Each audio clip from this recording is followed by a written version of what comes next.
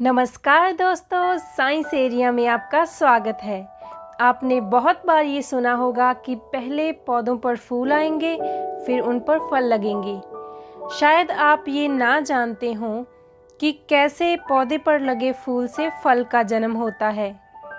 इस वीडियो की मदद से आप प्रकृति की इस अनोखी घटना को अपने ज्ञान के सागर में शामिल करने जा रहे हैं। तो चलिए साइंस के इस कॉन्सेप्ट को हम अपनी लैंग्वेज में समझने की कोशिश करेंगे। मान लीजिए फ्लावर एक स्पेशल फैक्ट्री है जिसमें फ्रूट्स बनाए जाते हैं और ये फैक्ट्री कई हिस्सों में बंटी होती है। फूल में होती हैं हरी पत्तियाँ, कलरफुल पत्तियाँ जिन्हें पेटल्स या पंखुड़ियाँ कहा जाता है। इस फैक्ट्री में कुछ मशीन्स लगी होती हैं जिन्हें साइंस की भाषा में स्टेमन कहा जाता है। ये मशीन्स पॉलेंस का फॉर्मेशन करती हैं। पॉलेंस फ्लावर के मेल पार्ट होते हैं। इस फैक्ट्री का एक और पार्ट होता है जिसे स्टिग्मा कहते हैं और आप इसे एक लैंडिंग पैड के रूप में समझ सकते हैं। यानी अगर कोई बाहर से फैक्ट्री को विजिट करने आता है तो वो इस लैंडिंग पैड पर रुकता है।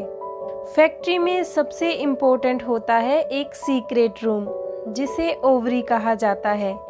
इसी रूम में ही सारा मैजिक होता है। हमने फैक्ट्री के सभी इम्पोर्टेंट हिस्सों को देख लिया।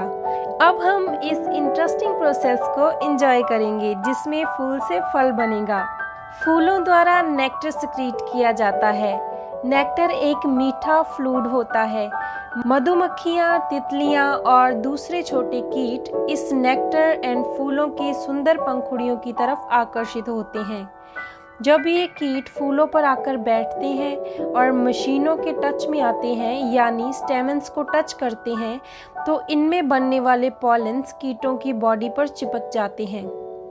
हम अक्सर देखते हैं कि मधुमक्खियाँ एक फूल से रस चूसने के बाद दूसरे फूल पर, दूसरे से तीसरे फूल पर इधर उधर घूमती रहती हैं। ऐसा करते हुए वे एक फूल के पॉलेंस को जो उसकी बॉडी से चिपके होते हैं उन्हें दूसरे फूलों पर छोड़ देती हैं। मधुमक्खियों की मदद से जब ये पॉलेंस दूसरे फूल पर गिरते हैं तो वो उसके स्टेमन यानी कि लैंडिंग पैड पर चिपक जाते हैं, जिसके बारे में हमने पहले भी बात की थी कि जो चीज़ बाहर से आती है वो इस लैंडिंग पैड पर आकर रुकती है। ये पॉलेंस लैंडिंग पैड पर ग्रो करने लगते हैं और एक पॉलन ट्यूब का फॉर्मेशन करते हैं। जैसे जैसे ये पॉलन ट्यूब बड़ी होती जाती है वैसे वैसे ये सीक्रेट रूम यानी ओवरी की तरफ मूव करती है। इस ट्यूब के अंदर मेल न्यूक्लियस प्रेजेंट होते हैं। सीक्रेट रूम के अंदर फीमेल एग प्रेजेंट होता है। पॉलन ट्यूब सीक्रेट रूम तक पहुंचती है और मेल न्यूक्लियस को इस रूम में रिलीज कर देती है। इसके बाद female egg and mail nucleus का आपस में फ्यूजन हो जाता है। ये मिलकर एक छोटे बेबी प्लांट का फॉर्मेशन करते हैं जिसे एम्ब्रियो कहा जाता है।